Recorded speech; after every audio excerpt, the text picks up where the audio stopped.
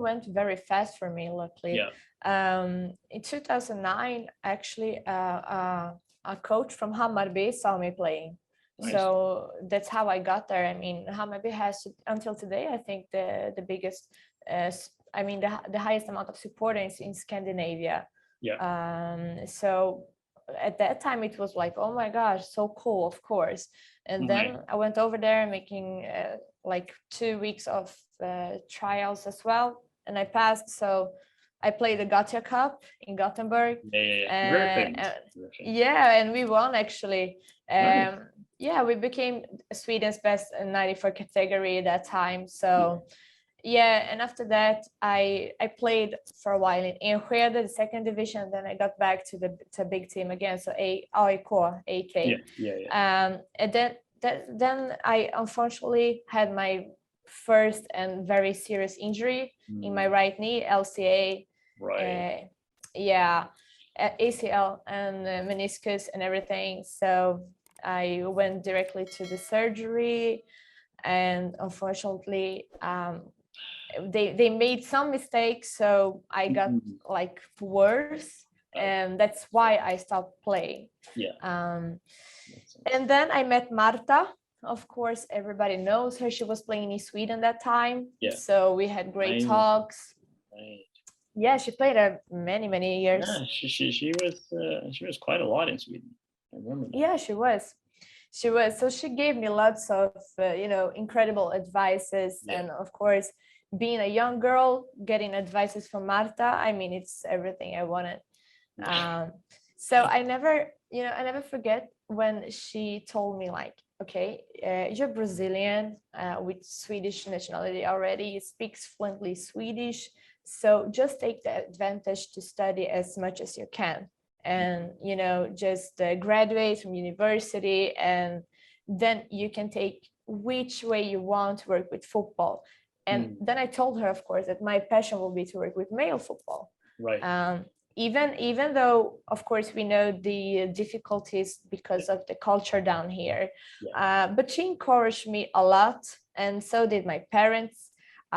So that's why I went to Stockholm University. I graduated there in Latin American Studies, which is equivalent down here to international relations.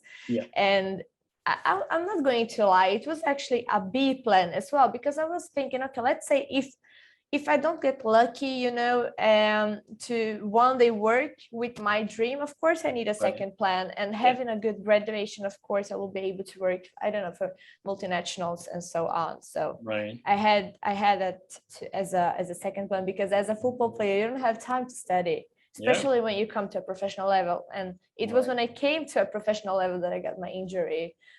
So, I mean, it was the right timing just to focus on my studies as well.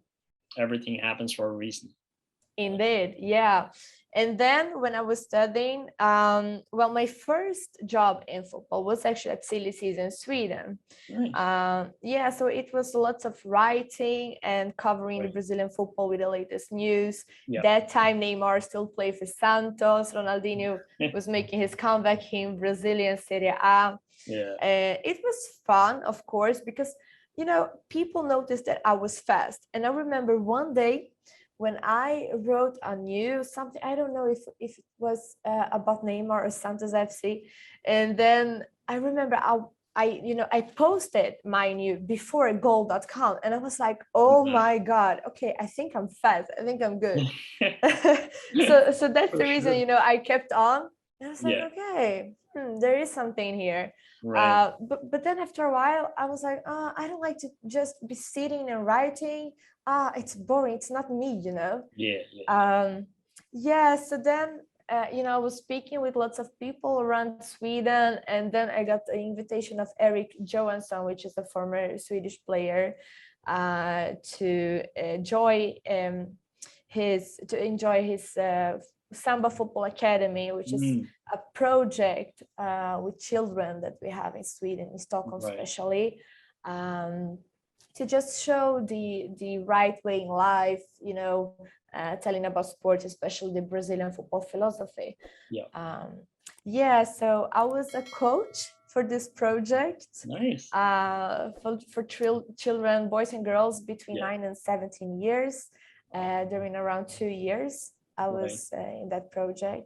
And it was amazing, of course, an amazing experience, you know, to learn children, and, you know, we had so much fun. Oh, for sure. But at the same time, you know, since I was playing before, this job and project was so important because I really noticed that, okay, I don't want to be on the technical side.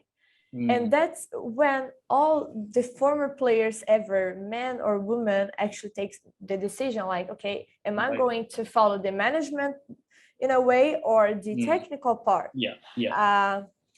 So there was when I actually decided, okay, no, I want to be something more administrative and management, something like that. And then I took advantage of my communication skills. You know, I'm not, okay, I was shy when I was a child, but then, you know, the culture, the environment just made me like not shy at all. So I actually contacted one of the biggest agents in Sweden. I just took my phone and I made a short presentation and told him like, hey, I don't know where you are in this world, but please just let me know when you're in Stockholm so we can take a coffee because I want to speak with you. And he was like, what? Okay. He thought actually that I was contacting him to ask him to be my agent. Because in his head, I was still playing because of course, after the call, he went for some references about me. And then people told me, oh, she played for AIK, she played for Hammarby. So of course he thought that. Yeah, that's for her natural link. Yes, of course. And then I remember from nowhere, I don't remember if it was an email or SMS or a call, but he told me, hey, I'm going to be in Stockholm these days. So just let me know when you're ready for a coffee. So he told me a day I went to the lobby of his hotel, we took a coffee and we started to speak and talk lots of football, and he got impressed. And then he was like, okay, you don't want me to be your agent, you want to work as an agent. And I told him, I think so. I mean, I think it's cool. It's a cool profession. Like dealing with big deals and players and traveling around the world. But I was like, I just want to get some kind of initial experience, you know? So he was amazing. He actually presented me to lots of people in Sweden. He gave me like a different view of football. And that was the first time I got my first, let's say, business view of football. And of course, as everybody, I had my first experience we never made it to the negotiation part, but I did everything before the negotiation. I mean, I found the player, I spoke with the players club. That player was on loan from a very big club in Brazil to a smaller one. So I contacted this big club. I mean, I think I was 17 or something that time.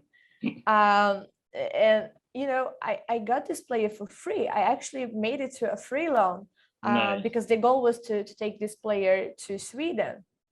And then I got a letter from the Swedish club and everything, like like an invitation letter with everything official.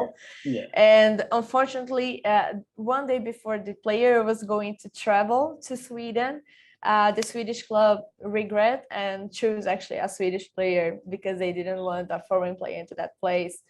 So there was actually my first frustration in football as a football professional, like outside of the pitch. So this is the first time I'm actually telling this situation for a podcast, because usually I try to tell, you know, new things on every interview. So this one is actually the first time I'm speaking in public about. But I think it's important, you know, to also, you know, explain and speak about the bad and negative things as well. Because I cried so much of frustration. I was so angry. I was like, how is this possible? And then I was actually speaking with different agents, and they told me, you know, welcome to the team. Everybody starts like that. And like, it's okay, how it is. It's how it is. You took your first step, so just go on. And then funny enough, I was like, okay, I don't want to be an agent anymore. You know,